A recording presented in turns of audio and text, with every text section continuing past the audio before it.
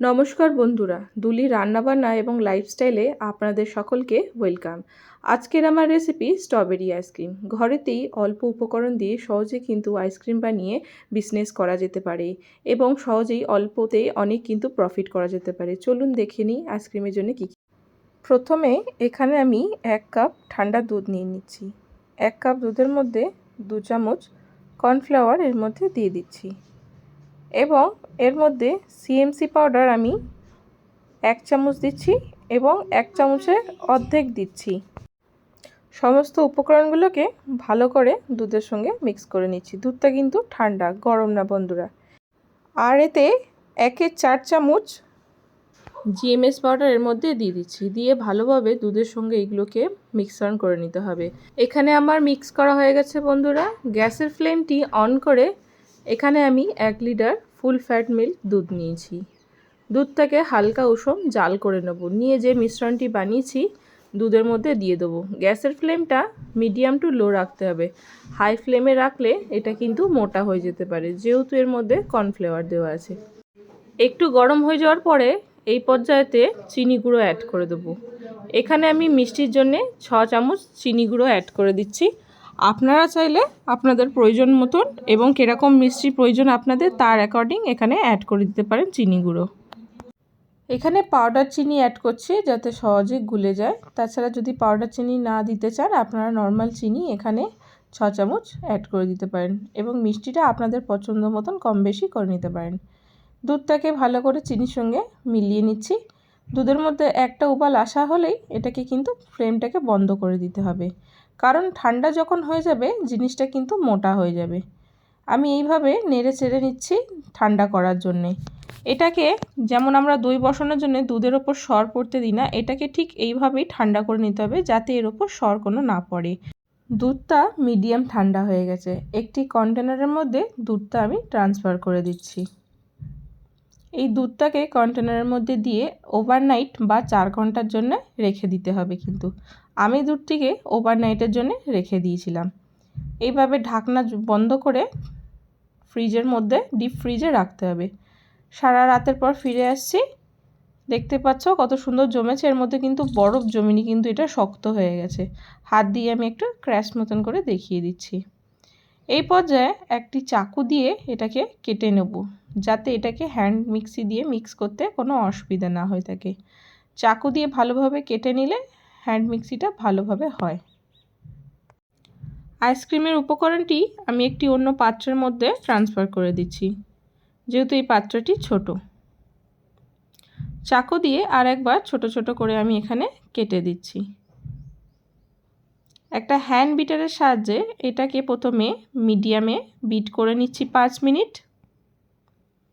5 minute bit করা হয়ে গেলে এটাকে আরও 10 মিনিট বিট করে নেব। এটা যেহেতু একটু ভিতরে বরফের মতন জমে আছে, যার জন্য এরকম। এটা কিন্তু যে পরিমাণ দেখছেন তার ডবল হয়ে যাবে। এটা কিন্তু আরও পাতলা হবে। এটাকে আমি আরও বিট করব। এই পর্যায়েতে আমি এখানে 2 থেকে 3 টিস্পুন মতন ভ্যানিলা এসেন্স দিয়ে দিচ্ছি। এটা অপশনাল, আপনাদের কাছে যদি থাকে দিতে পারেন, না হলে অন্য কোনো যদি এসেন্স থাকে সেটাও দিতে পারেন। দিয়ে ভালোভাবে মিক্স করে নিচ্ছে। হ্যান্ড বিটার দিয়ে মিক্স করলে সমস্ত যে দানা দানাগুলো আপনারা দেখতে পাচ্ছেন কিছু থাকবে না, পুরো একটা স্মুথ টেক্সচার এখানে হয়ে যাবে। যে পরিমাণ ক্রিম ছিল এটা তার ডবল হয়ে গেছে। কিন্তু এটাকে আরেকবার আমি বিট করে নিচ্ছি। এটাকে বিট করা হয়ে গেছে। এটা ঠিক এরকম একটা ক্রিমি টেক্সচার কিন্তু তৈরি হবে।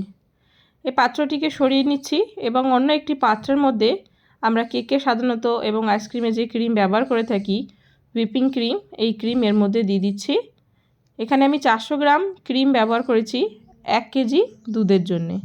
1 কেজি দুধে 400 গ্রাম ক্রিম যাবে। এটাও ঠিক এতটাই হবে, বেশি হার্ড হবে না, লিকুইড ফর্মেই থাকবে। এবং এটাকে ওই ক্রিমের মধ্যে আমি অ্যাড করে দেব। সমস্ত হুইপিং ক্রিমগুলোকে এই ক্রিমের মধ্যে অ্যাড করে দিয়ে এটাকে আরও 5 মিনিট বিট করে নিতে হবে। দুটোকে ভালোভাবে মিশ্রণ এক করে দিতে হবে, আরও ক্রিমটা স্মুথ হয়ে যাবে। দেখতেই পাচ্ছ। এবার আমি বোল থেকে ক্রিমটাকে দুটো ভাগে ডিভাইড করে নিচ্ছি। এখানে আমি এই ক্রিমটাকে অর্ধেক একটি বোলের মধ্যে ঢেলে নিয়েছি।